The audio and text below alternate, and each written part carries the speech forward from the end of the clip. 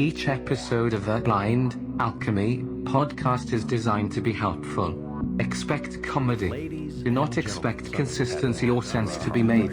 I am Podbot. I was inspired by the Lion Good podcast. Listen to that show. On today's episode, The Blind Alchemist is a discussion about manipulating one's perception of reality with his friend, the world-renowned philosopher, Buck Johnson. We must apologize for the audio quality in today's episode. There were some technical difficulties.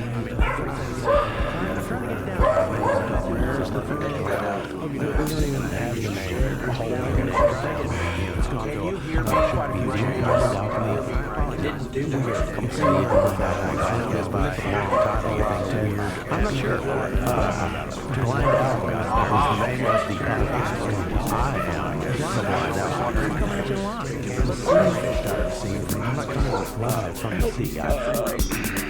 All right, folks. Now, what were we talking about? Talkie doors are awesome. Hello and welcome to the Blind Alchemy Podcast. I am your host, the Blind Alchemist, and I am coming at you live from the kitchen with this rendition of reality as we know it. We are all one, and there is nothing new under the sun that shines down here upon the island of mind, which is somewhere adrift in the sea of frequency that creates all of reality. You see, we are connected through this energy. Now, I would like to thank you for joining us today.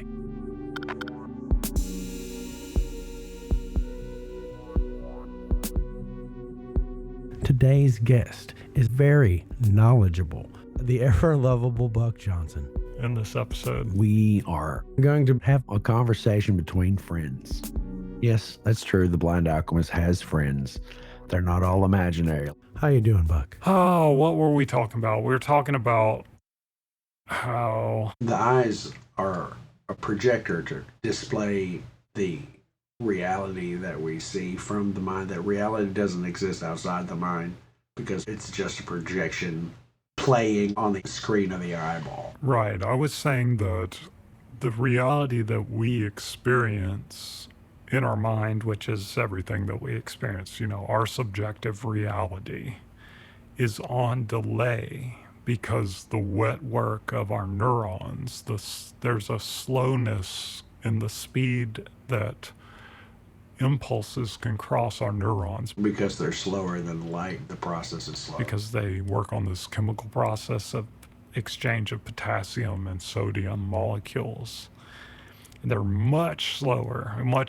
There's like a 23 millisecond delay or something in everything that we see in our eyes and everything that we hear in our ears. And so our brain has this really cool way of like filling in the gaps of everything that we experience so that we think it's all happening in real time.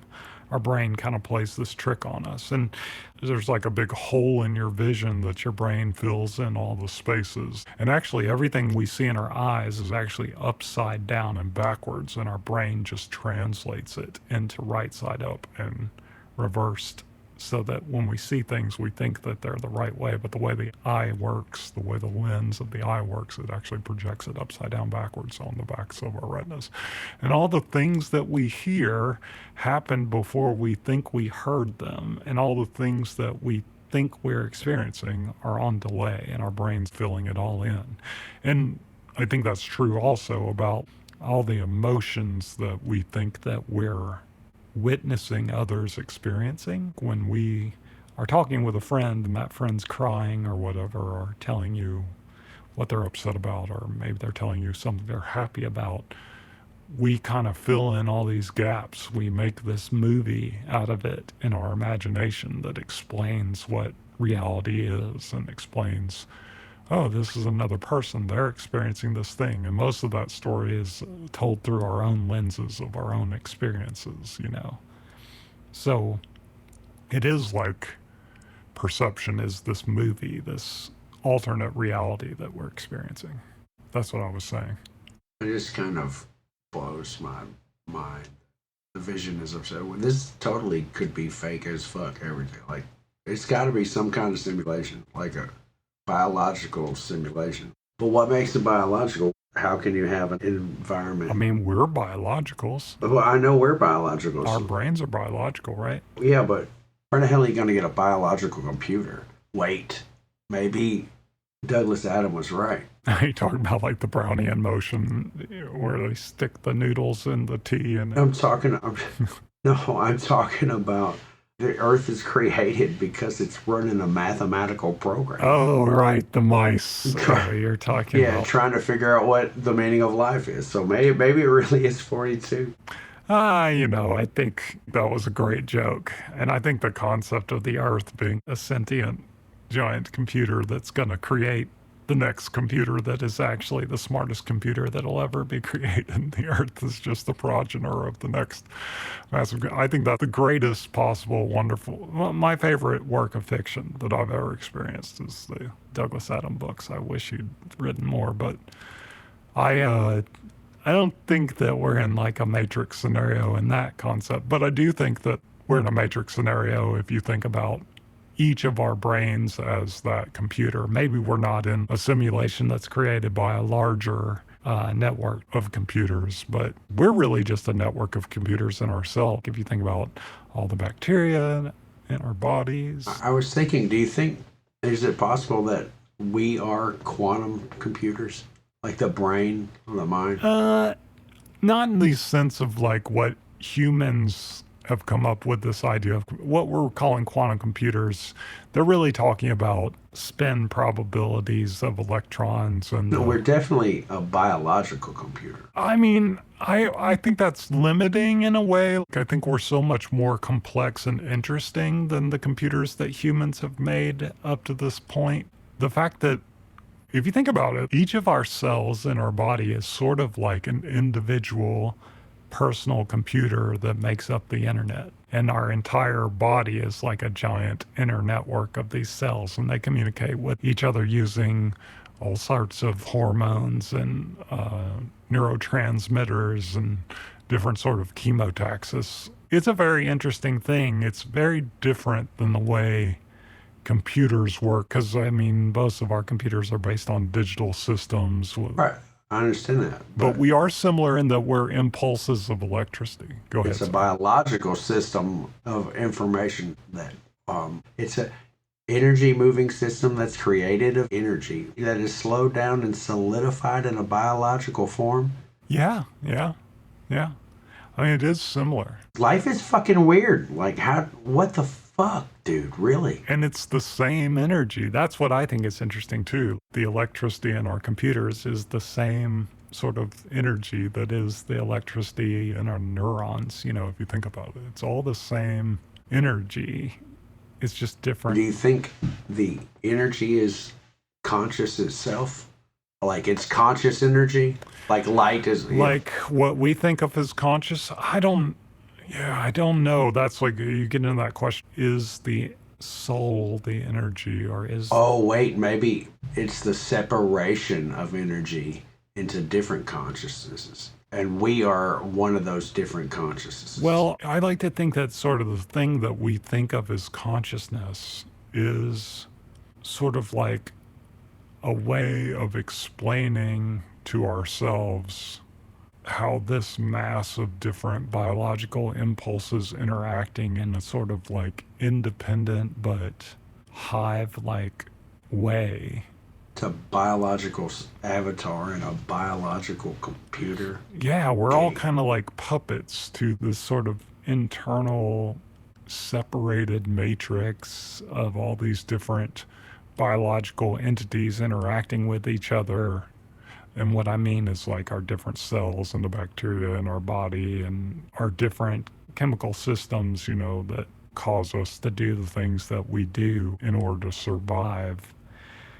I think that consciousness is sort of a byproduct of all those interactions rather than, this is the great debate though. Is consciousness a biological outcome of the interaction of our cells? I don't think so. Or is it something that is from the outside that's inside us, which is sort of like a more soul-based theory? Yeah, it's something from the outside that is inside of us. I really think that's the best theory to go with. Like, I don't think the physical chemical processes are creating its own consciousness. They are part of that consciousness.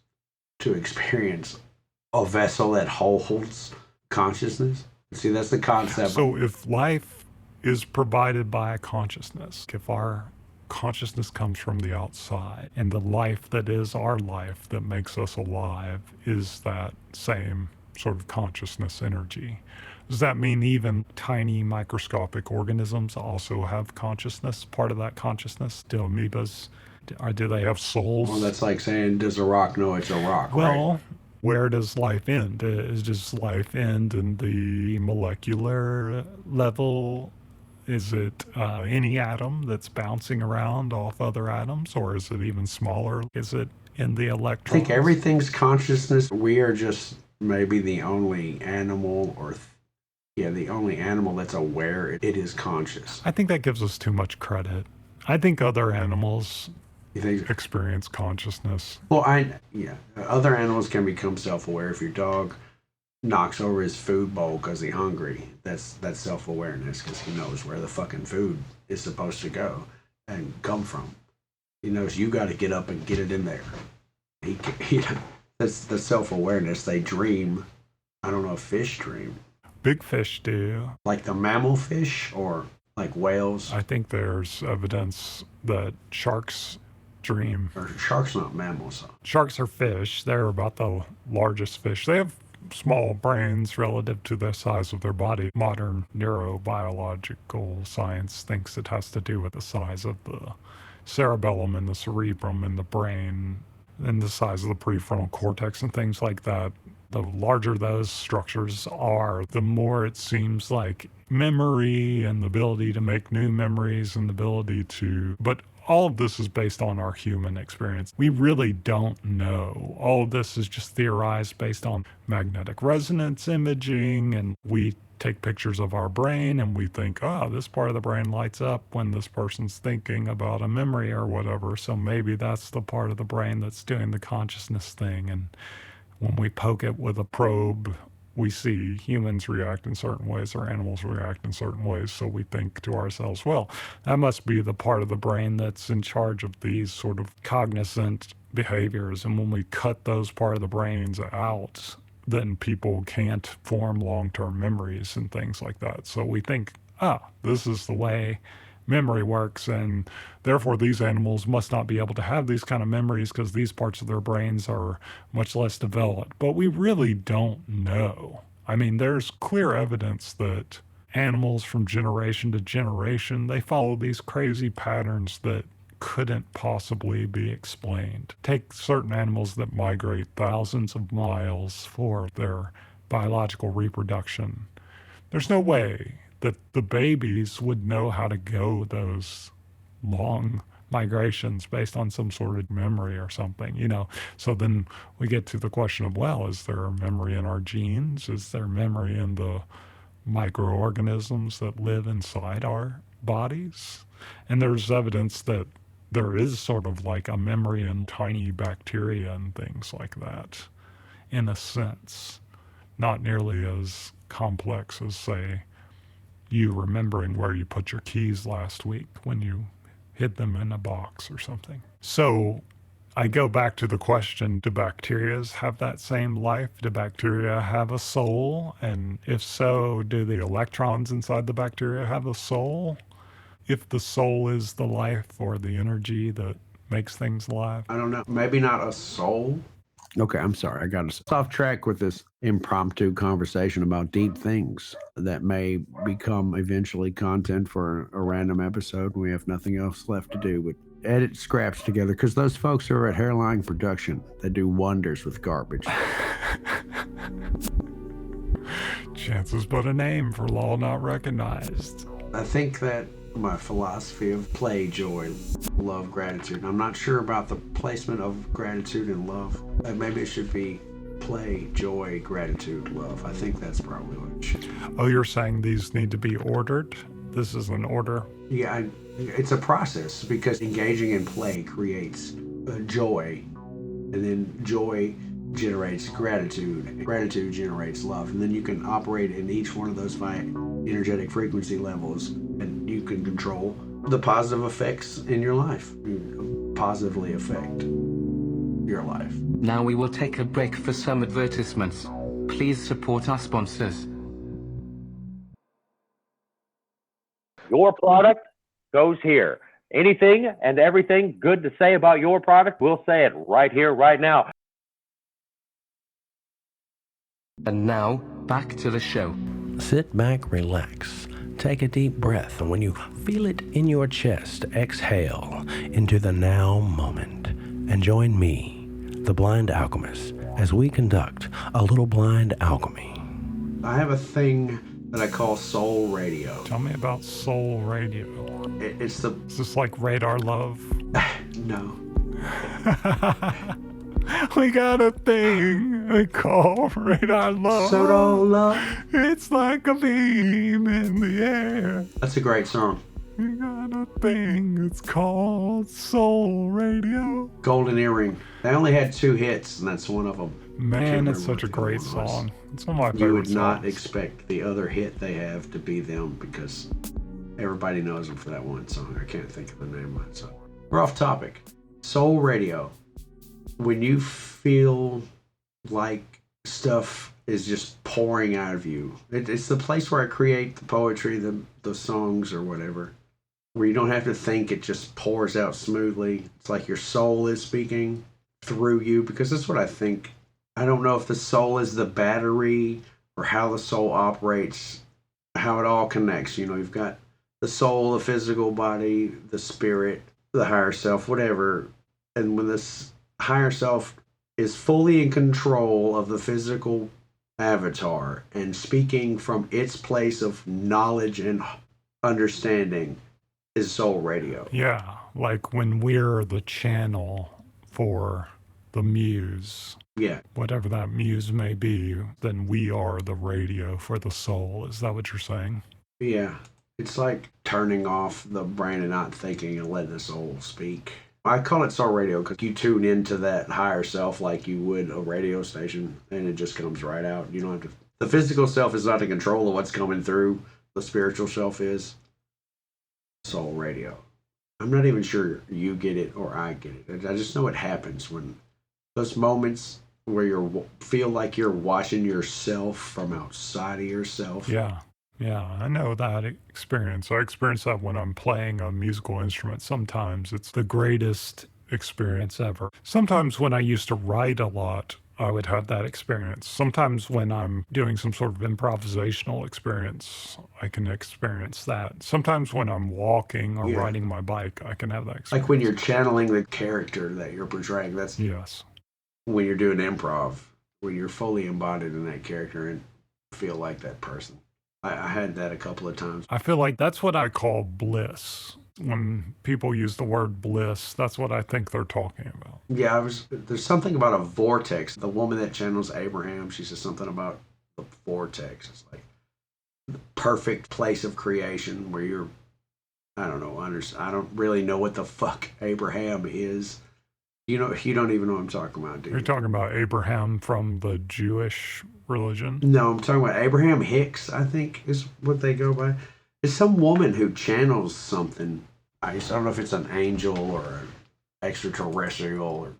Channeling is weird. I know it's real because of the soul radio. Does it work like a radio? You can channel through different frequencies or different, entities, beings. Yeah, I think talked about my experience with channels before and how there's that experience. But I've never been able to have a channel explain it to me when I tried to talk to people that channel and ask them, what is this experience like for you? Is it like there's someone talking through you? Are you there? Are you experiencing this experience at the same time? Like, are you cognizant? Are you aware? Or is it just taking over your body? And in the cases that I've discussed channeling with channels, it was almost like they didn't have a memorable experience of the channeling when the channeling was occurring, even if they were having a discussion themselves with the person that they were channeling or the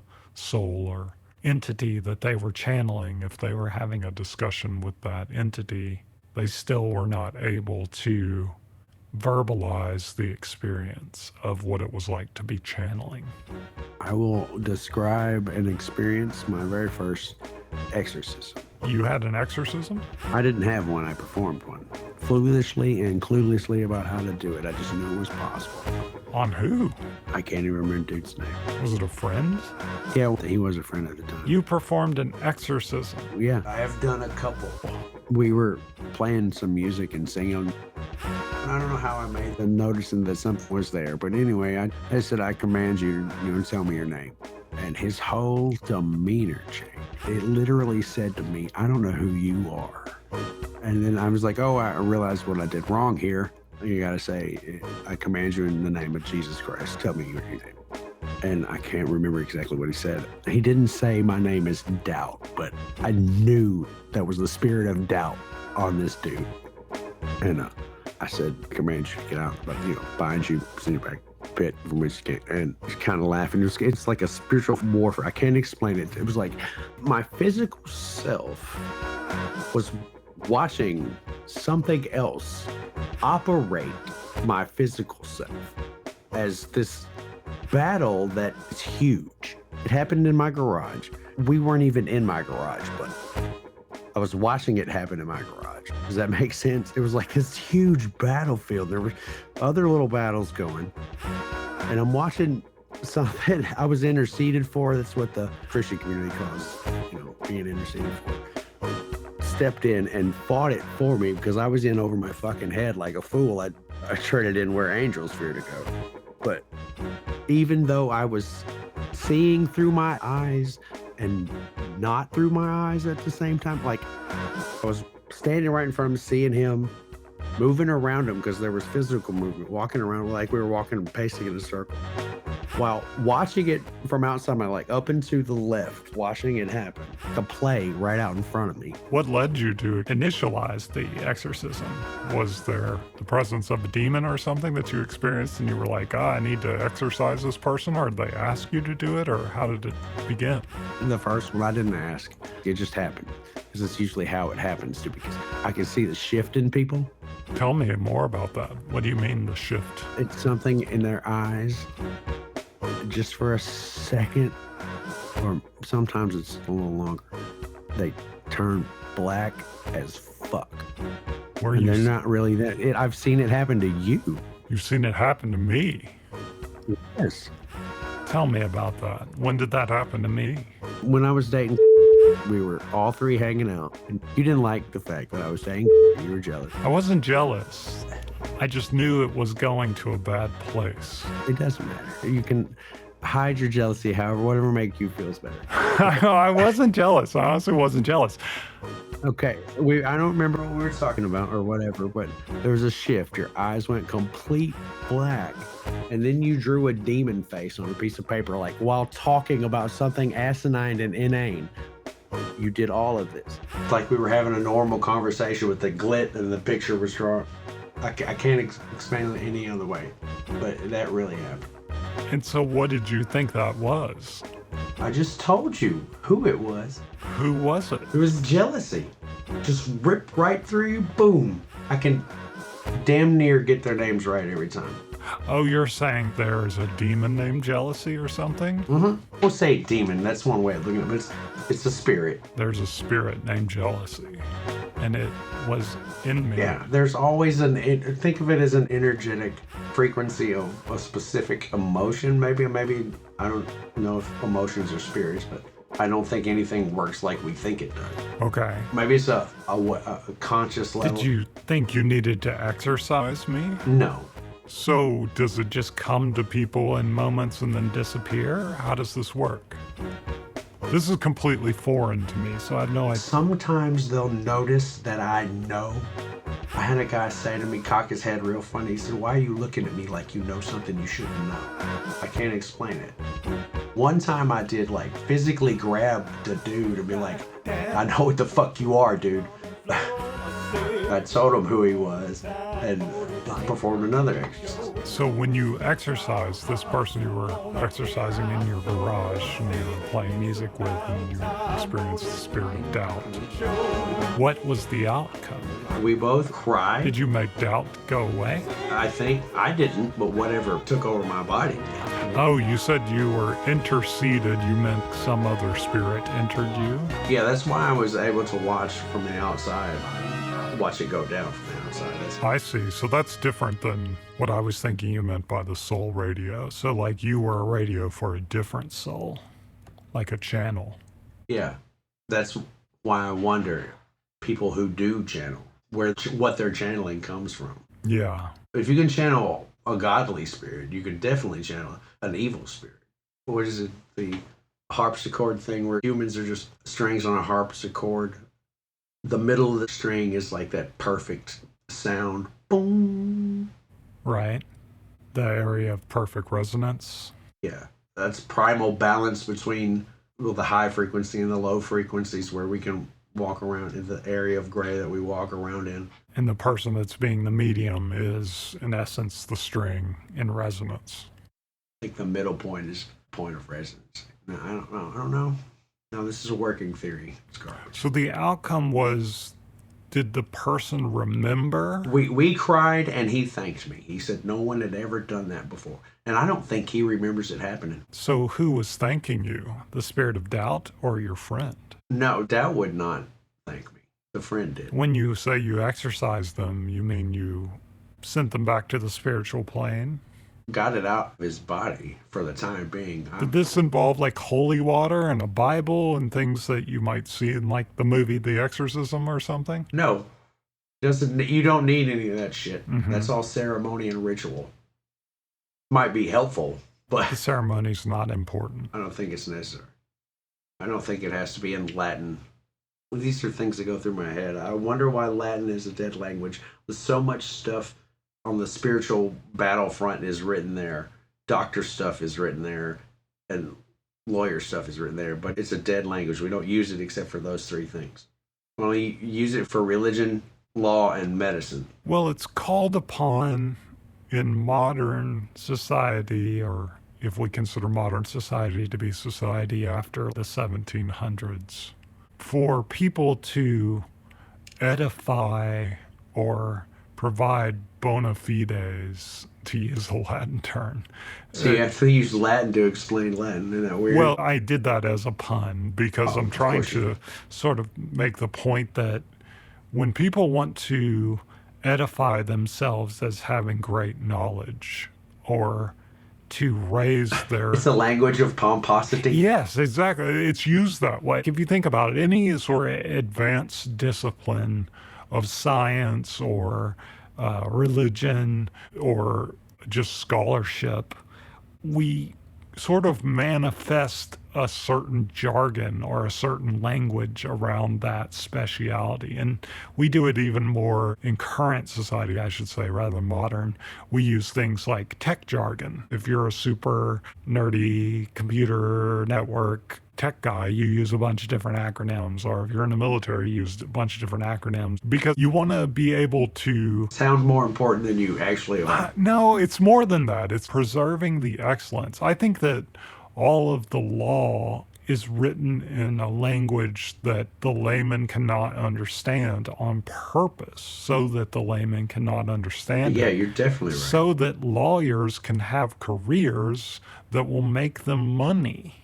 It's like a self-fulfilling prophecy. If we make it too complex to understand without an education, then that preserves the future of that. Latin is the language of hiding, holding on to, gatekeeping, esoteric knowledge. But it's not just Latin. It's also, there's Germanic languages, or in religion, there's other historic languages. Different cultures do it in different ways. In Hindu, there's certain texts that are written in ancient languages, that aren't currently used today. In Arabic, there's older dialects that are used for advanced. So this phenomenon exists in all dead languages, do you think? Maybe that's why the language is are dead. I don't know all dead languages, but all cultures that are different. There's different versions of Chinese that are used to explain different things, and it depends on how much commerce there is or how much socialism there is and the degree of it. In society, I talk a lot on this podcast about the influence of Western capitalism on our current perspective and our current society. And I think it's more in these capitalist societies where you see this type of thing where certain knowledge is preserved as a form of commerce. We have higher education as a form of commerce. And I think that all started back in the time of kings and queens in the Middle Ages, where people wanted to be acquainted with the king, so they would have certain advisors, and those advisors would be specialists in religion, and they would use these specific types of language that maybe even the king didn't understand or wasn't educated in, because it helped preserve their position. It helped preserve their value in a way. And I think that is a trend and a tradition that's become a different form of modern life, but it's still that same sort of tradition. But there is something to the fact that when you translate from one language to another, you often lose meaning. And I think that has a lot to do with why certain religious texts or kinds of poetry, when they're read in their original language, they have a greater depth of meaning to the reader than if they're translated into, say, English or modern English or whatever. But there's certain nuance to that. It really depends on your perspective. It's all subjective. Now we will take a break for some advertisements. Please support our sponsors. Your product goes here. Anything and everything good to say about your product, we'll say it right here, right now. And now, back to the show. I think that the reason they killed Jesus was because he was trying to explain this knowledge they didn't want out to the masses. Maybe. I think that the separation of knowledge it's got to be part of the control formula, because regardless of however you look at it, there's 1,000 different kinds of control on top of us, on humanity as a whole. We're being manipulated, we're being led. So those people with that knowledge that not everybody has, whatever control they can maintain keeps them in power and able to get what they want through the control. I think that's why when the Orthodoxy Church killed everybody who did not agree with them, they killed the Gnostics, every faction group of Gnostics. I can't remember the exact number, but there's a lot of them. Killed every one of them. Just eradicated them. I think because they were trying to push a level of understanding to all mankind that certain group of people do not believe all of mankind should know. And there's probably a lot of things we shouldn't know because we're evil-minded, hearted bastards, you know. I hear you're saying that you feel like it's about control, but is it really about conformity? Do you think it has anything to do with, like, if you get society to conform together, then you're more likely to benefit as a society? Yeah, like even if you have to force harmony, will it produce a longer reign of peace or a longer reign of less turmoil? I often wonder that. I don't know. Look around you, dude. Do you think it's working? Because conformity doesn't seem to be making any damn sense. Everybody's, I don't know, poor, depressed, broke, emotionally stunted, spiritually stunted. It's a control over the development of spirituality, though. What man truly is capable of. I don't know. Because if the soul and the spirit and the God is flowing through us as a channel into the physical dimension, then they don't want that. I don't know why. There's a faction. I don't think it's a faction of people. I think it's a faction of energetic entities. I know I sound like a crazy person.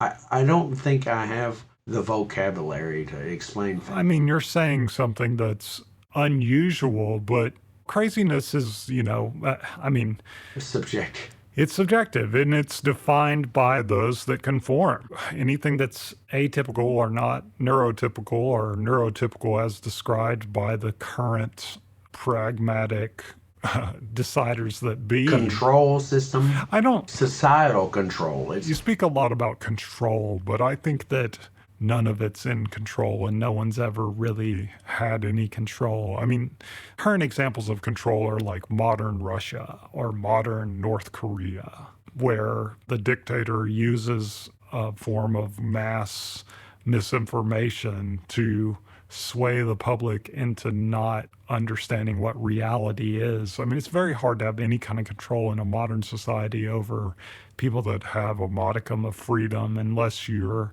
controlling them by terror. We don't even understand what reality truly is. How is it so hard to control everybody's perception of reality when we don't even understand what reality is? There is a narrative, there is a story. It's called history for a reason. I agree with that. And I agree that propaganda has a massive influence on what we believe. Like the fact that we all think that we should have jobs and go to work every day and all that. I agree with you, all of that. But I don't... With the knowledge that we co-create reality together. It is not so far-fetched that not everybody knows that. And there's a section of entities, beings that know. So let's influence the co-creative powers of all humanity and create a reality where we can feed off of specific emotional energies. There's a word for emotional energy. I want to say it's called Kush, but that is not right. No, Ted, you're right. That's a strain of weed. So we're talking about this sort of emotional vampire from a spiritual plane. This idea of a higher plane, and the higher plane, these decisions may be being made on the higher plane of which we're not conscious, or some of us are not conscious, and so we have no access to know whether or not we're being controlled.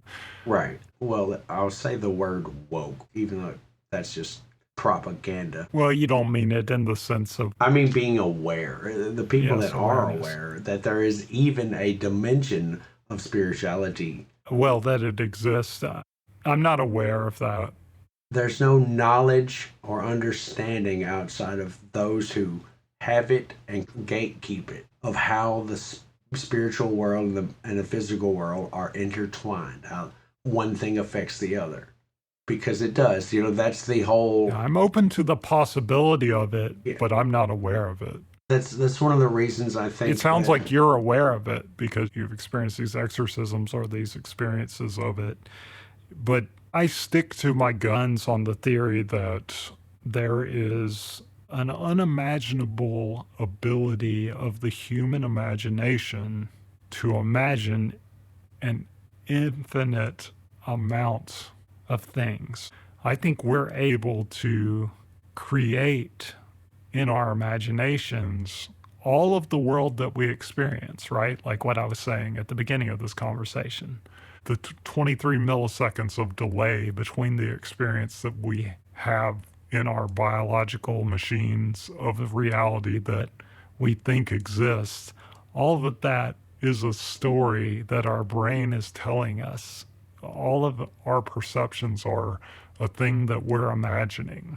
If we're so capable of creating the entire universe that we experience, in my mind, that means we could create any kind of reality, any imagination of reality. All of the heavens and the gods that we've imagined could be true, all of the different planes of reality, the different planes of the principles of Hermes Trismegistus and the seven hermetical principles and the higher planes of vibration and all of the stories of physics that we tell ourselves about the objective reality and all of the stories that we tell ourselves about the subjective reality of and all the different possibilities that there's spirits and gods and angels and that life is something other than everything that we experience. The fact that we even experience these things with our organs, the fact that we're even here or alive or that we exist at all, that we're not just a figment of something that is some other imagination.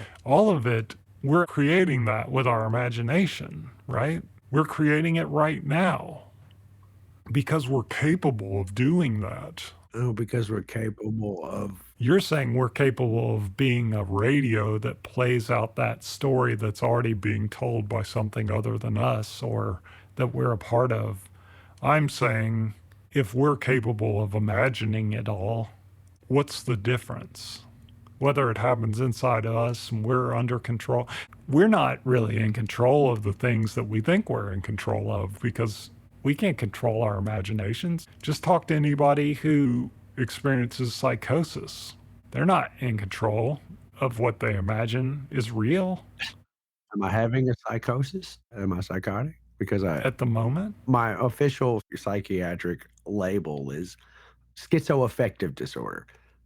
So basically, I'm a schizophrenic. That's what society has labeled me. But how do I know that that schizophrenia isn't my interpretation of what's really real? Like, you're just not aware that, hey, these voices are here. They're actually here. These things that I'm seeing, they're actually here. You just want to sign it off because you think you know better than me because you've got Latin words behind your name. You've got letters behind your name. You think you're smarter than me because that realm can't possibly exist because this is the material world.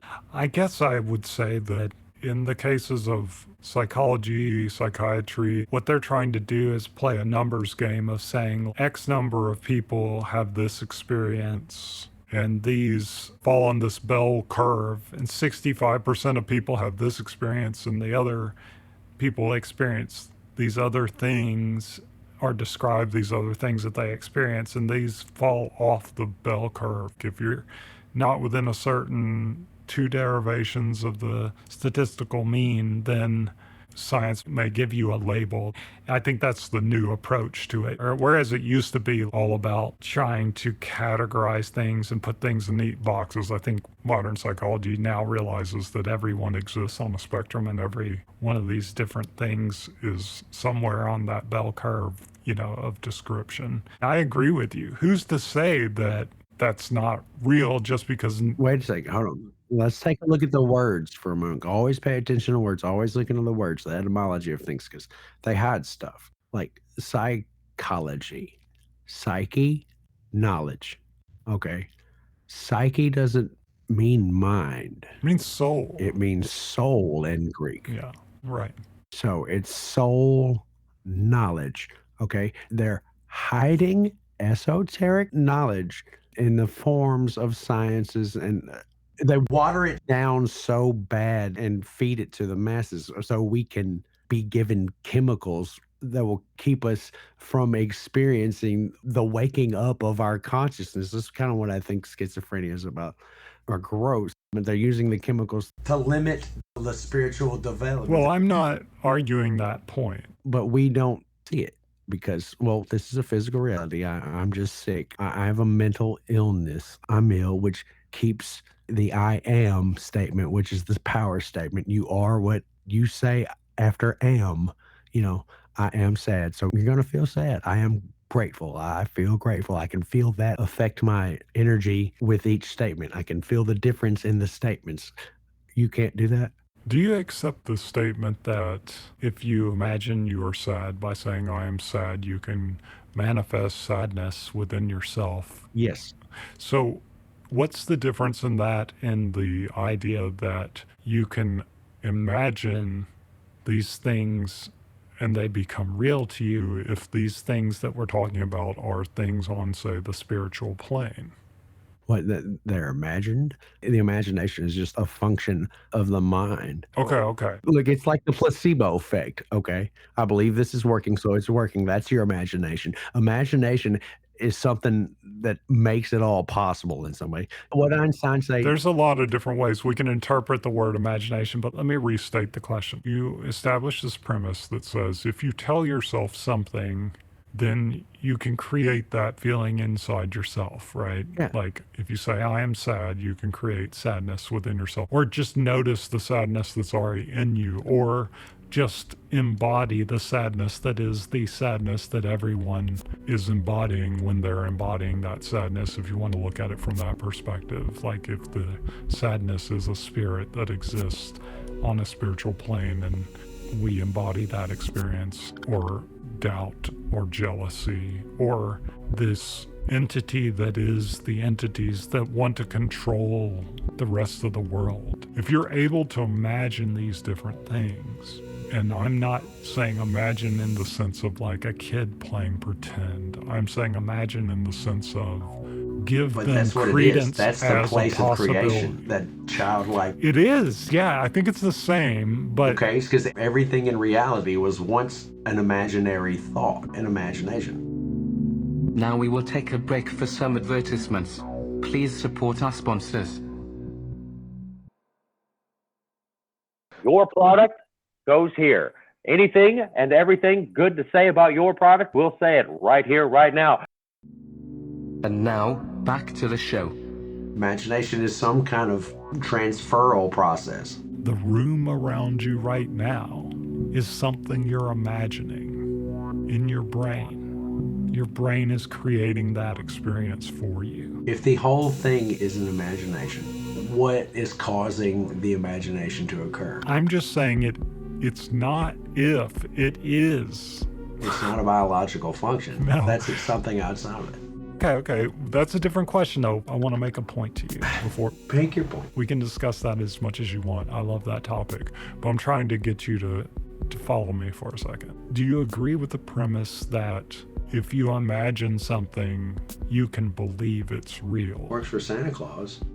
It's like, No, it does work for Santa Claus with very small children, but that's really no different than, say, imagining that your job is real, or imagining that your country is real, or imagining that the fucking Constitution is real, or yeah, okay. all of it is something you're imagining is real, but none of it, I mean, it is real because we make it real by agreeing that it's real, but it's no different than your imagination. If you believe in something, it becomes real to you. Do you agree with that premise? Right. So what's the difference in And that? that's manifestation, right? Well, maybe. If you believe in something, it will occur. Hang on. You're getting ahead of me. So if you agree with this premise that if you imagine something and you believe it's real, then it can be real to you. How different would it be to have the experience of saying to yourself, imagining that there are these entities that are trying to control the spiritual knowledge of all the people on the earth is just a figment of my imagination? It very well could be. Okay.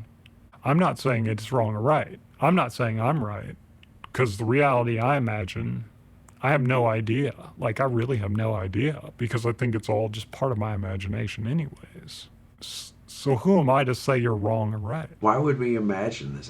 It's like when you have this recurring negative thought, it always manifests, always, in some form.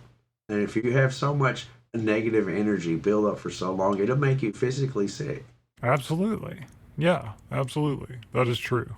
And I'm not arguing that point. I'm just saying if you're at your darkest moment and you're terrified about whether you're experiencing something that's truly terrifying, it might be worth asking yourself if it's something that you're imagining is terrifying and if it's worth being terrified of it. Because it might help you feel, oh, I don't have to be terrified of this. I mean, it's different if a bear is coming at you with its claws. That's something to be. But here's the point of the Blind Alchemy Podcast. You're demonstrating it. Okay, this is trying to understand the rules of affecting the imagination, manifestation, whatever. How to channel the positive things instead of all the negative things. Right. Yeah. Which is why I'm totally down with this exercise. It is a matter of perspective and awareness, but we don't really understand how it's all connected, so it relies on that imagination. Right. So we can see it. Right. Yeah. And I'm not disagreeing with that. I'm just saying, like, Why else is the name of God I am? Why do we not ask why God's name is I am? I am what? Is something else I am? Or is you mean... well, you can ask the person that wrote the book that they called the Bible what their motivations were. Now, that's another interesting question. Was it divine inspiration? Or was that person schizophrenic? Did he eat mushrooms? Did Moses eat mushrooms that day? Or was that person psychotic? Or was that person a great creative imaginator who just wanted to create a really cool story?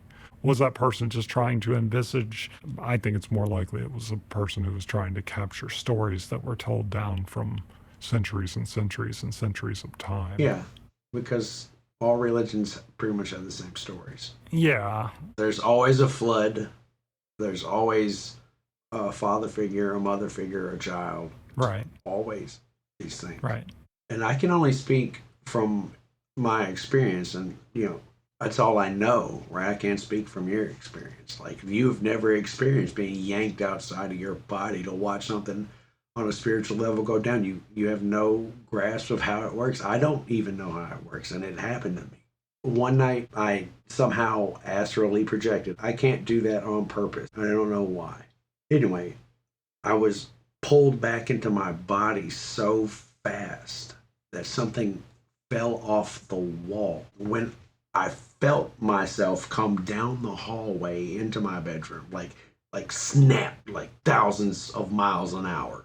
And when I hit my body, something in the hallway fell off the wall. That's amazing.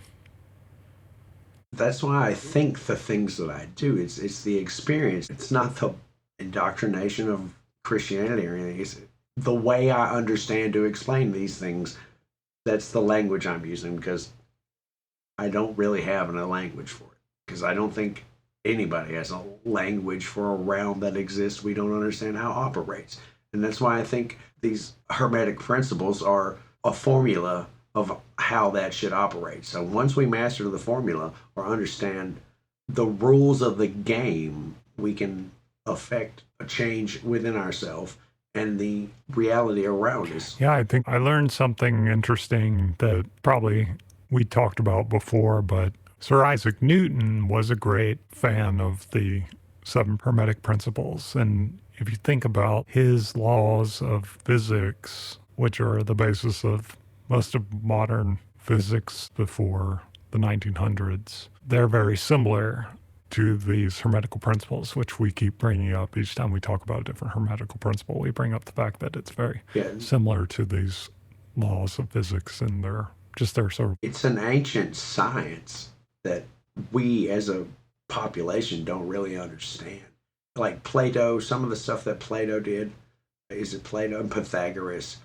They didn't discover, they didn't think of this shit. They were the first people to go, hey, this is a triangle, this is how a triangle works.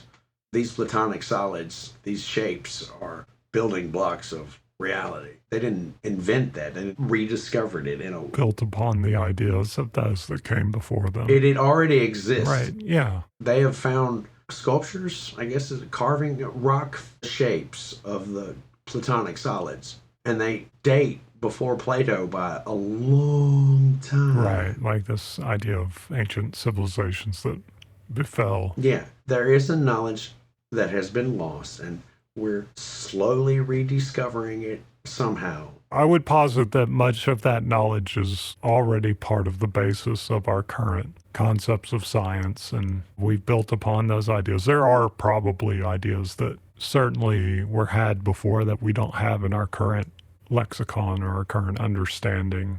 I agree. I think that the sort of point I was going with that Newton thing was that in agreement with you that there's this sort of concept of whatever is the current pragmatic accepted understanding as compared to those that have a different understanding or a different imagination of what reality is, then it's the acceptable social norm. Yeah, I mean, it's all basically fascinating. It's very fascinating. These experiences that you have, I would never say that you're crazy because you had these experiences, because I find that infinitely fascinating. When I use that word crazy, I'm using it in more of a derisive description of really what's actually normal behavior, which I think is how people use that term. I guess it's not really PC anymore to say that term, because people realize that they're actually describing what would be considered normal behavior. Right. I think we come from a place where at one time humanity understood all this stuff and could do it. I don't know, man. I mean, maybe. Somehow there was it sounds insane. There was some sort of battle that was won by the bad guys, if you want to label it like that. The guys who want control, wants to be king of reality or whatever that title is to them. Like gatekeep all the knowledge. Truly, how to walk like Christ perfectly through reality and be the channel of everything that Christ represents is lost. And he was trying to... But isn't the Christ a metaphor for like some sort of idealistic personification? Isn't the Christ the quintessence of humanity? Well, the idea that there is this, it's sort of like the Buddha or the Gandhi or this figure of the selfless individual who's willing to sacrifice all to save the society, to be the great hero, but using powers of peace rather than powers of war. I mean, we're more likely to celebrate the Christ of war, if you will, the god of war, Mars or Athena, or, you know, in all our Marvel movies and our modern sports and things like that. We equally celebrate the gods of war as we celebrate the Christ figure, the god of peace, or whatever you want to call that thing.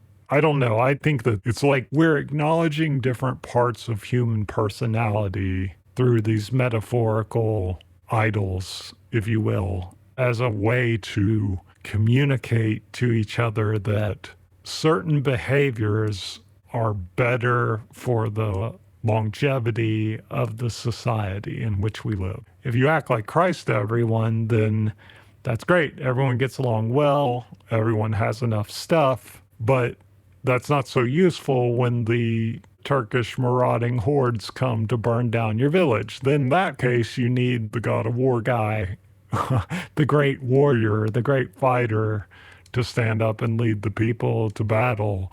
Or, you know... What if they're all just avatars for a specific energy, a specific awareness? I don't know. I mean, yeah, I guess it could be. Mars being the energy or consciousness, I gotta conquer, I gotta fight, I think that's sort of like the idea of the ancient pagan religions where they had multi-gods. That was sort of their idea of each god represented a different aspect of man's personality or man's imagination. And okay, wait a second. In tarot, there's the major arcana. Right, okay. I don't know a lot about tarot, but okay, these are archetypes. Yeah, the architectural roles that a human plays through life journey, right? You start out as the fool, right? And if you, depending on what deck you have and what illustration is, usually it's a guy taking a leap of faith. He's about to walk off a fucking cliff, right? So he's going out there unexpectedly. He doesn't know what the fuck is going on. So after some time, you become the next character, and I don't know which it is. Like, we'll just say the hermit, deeper into the major arcana. At which level are Christ and Buddha and all those guys? Yeah, I don't know how to relate them to the tarot, but I think we see them as... I don't know how to explain it. We probably should take a break. Now we will take a break for some advertisements. Please support our sponsors. We ain't got no sponsors. What are you talking about? This whole damn podcast is brought to you by me because I'm the fucking sponsor here. And now, back to the show. This is the Blind Alchemist coming at you live with heart, with soul, with love, trying to raise everybody up. I hope you're doing good today. They're archetypes of something. Are the planets and gods fit in that archetype? That's something I haven't looked into. They say the planets astrologically. The planets are energy sources. Some people that try to channel the energy of this planet or that planet, like Mars, you would be channeling the energy of Mars. You'd want to fight all the time. Venus, you'd want to, love all the time. They each have different things. There's one of knowledge, and we channel that. energy of knowledge. Things like astrology and trying to explain different spiritual energies or vibrations, or I don't know if it's spiritual, it's how the channels for specific energies. I think planets are like a chakra for the solar system, if that's a very shitty analogy. But don't you think that was just like a metaphor that people used in the past when they looked up at the night sky and everything's based off the night sky? They didn't know what a planet was, and they had to explain what these lights were that were moving around in the sky. I mean, imagine that. Just imagine. It's impossible to imagine, but imagine you lived on the earth before any modern science existed. And in the day, there was this giant ball of light that would make it daytime, and it would come up and move around. And then at night, you couldn't do all the things that you did during the day to amuse yourself, like building stuff or making stuff or hunting or trying to survive. And the only amusement you had, you could talk to each other, you could tell each other stories, you could look at the fire, or you could watch these crazy balls of light that appeared in the sky, and they were much different than they appear now. Like, you could actually see them, and they were very bright, and they would move around, and at different times of the year they'd be in different places, and all of the people that came before you told stories about them because they kind of work like this big map in the sky, and they appear in these sort of like objects. You draw lines between them, and they all appear in the same place each year after year, and they move around in these sort of like formations. Kind of like a clockwork. Yeah. And so you tell stories about them because the human brain doesn't cut off when it's dark. If we didn't have TV to look at, or smartphones, or the internet, or any of that shit to amuse ourselves, we would be much more creative. Not that we're not creative now, but we'd be telling all kinds of stories to ourselves. Okay, now with all that stuff, you would most likely be isolated, or you wouldn't live in big cities. You would be outside. You wouldn't be isolated, though. You would live in tribal groups. Very few people have ever lived unisolated.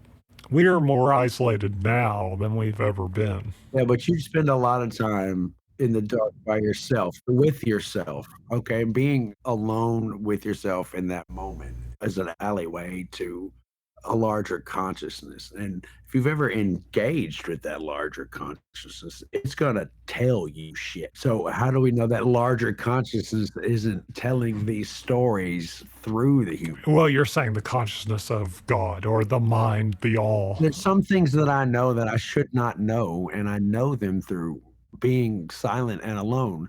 It's like, be still and know. Yeah, I don't know. I'm not saying that that's not what occurred. I don't know. I'm just saying that wouldn't it make sense that if you have this sort of map of stars moving around the sky each night, that you would use that to tell stories, to communicate to people? Because remember, we don't have books to write shit down in, and maybe we don't even know how to write. Like, that's not even a thing that exists, writing. So Right, yeah. we need a way to tell these stories so that people remember us, because as a human, we have these kind of prime directives. And one of those prime directives is, well, if I exist and I'm aware that I exist and it's all not just completely pointless, I want people to remember me after I cease to exist.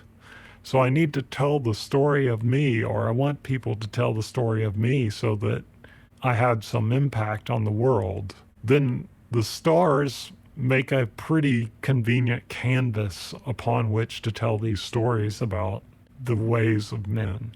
You're absolutely right, but I don't think that that level of man, or that whatever, would be so selfish. It would be more open to the wholeness of everything. It wouldn't see itself as separate from it. I am part of the sky. You know what I mean? There's a separation. Oh, like it would be more naturally animalistic. I guess that's what the fall in Genesis is. Getting kicked out of the Eden. Eden is that place where we understood everything perfectly and how everything works. And then because we became selfish idiots, where you're not there, we can't access that. We have to stop being so selfish. I see. Yeah. And I wouldn't disagree with that. And I think that's probably where these concepts of that origin of I am a part of the all, I mean, because that is a thing you would bear witness to. Yeah. See, mankind sees itself as separate now. We're separate from, the food chain, animals, and separate from the planet, but we're really not. No, not at all. So we're completely deceiving ourselves. And that level of attunement, you would probably know shit instinctually. You would certainly know things like, when I kill the food here, I have to move somewhere else to get more food because I killed it. Much better than the modern human who's like, oh, I just go to the grocery store and get more. Yeah. Which is not, it's so far from reality, it doesn't make any sense whatsoever. People don't realize that food doesn't come from the grocery store. Yeah, I know there are actually people that believe that's crazy. See, now that's separation from the connected whole. It's got to be intentional, man. I don't know that it's intentional. I think it's... They use psychology on us all the time. We're just struggling to survive. I don't think it was a struggle to survive. I think the awareness that life is abundant and the universe provides always would lead to a communal interaction with it. You'd be like, hey, I got to have something to eat. Oh, here's a deer I can stab with this pointy stick. Yeah, but we can only kind of have that perception because our lives are so easy now. I'm not saying it wasn't going to be hard. We can only have the perspective of like, maybe it was easy to survive because it is so easy to survive. Just imagine if you didn't have a house.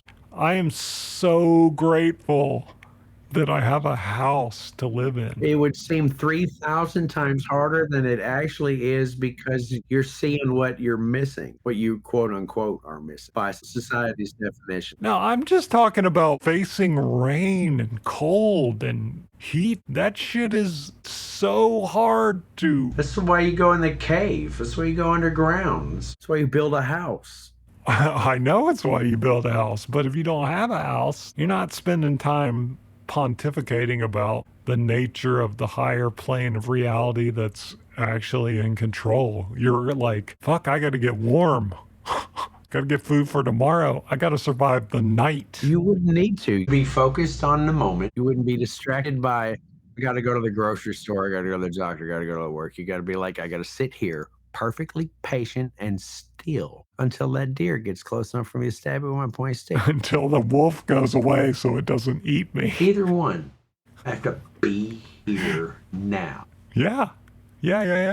So you would be aware of the consciousness that other things have. You wouldn't think you were better than the thing that you're part of, smarter than it. Well, but you may not even have time to think about the concept of consciousness. So maybe you're not aware of consciousness or the consciousness of other things, and you're more concerned with whatever story it is you have to tell yourself to keep going to survive the day or the night. We got off on a tangent because I was just trying to present to you. I am very well aware that everything I think may be a figment of my imagination. I'm not even sure I'm currently sitting here and who I'm talking to. I'm Buck Johnson, man. You know my fucking name. What are you talking about? Right. I know you are. And Shakespeare says the whole world's a stage and like people are merely players. What happens, how that scene unfolds, is what script you're reading from. Now, I could say, fuck you right now. And if you were in a bar, that would start a fight. But if you said something completely else, you may be buddies with that guy.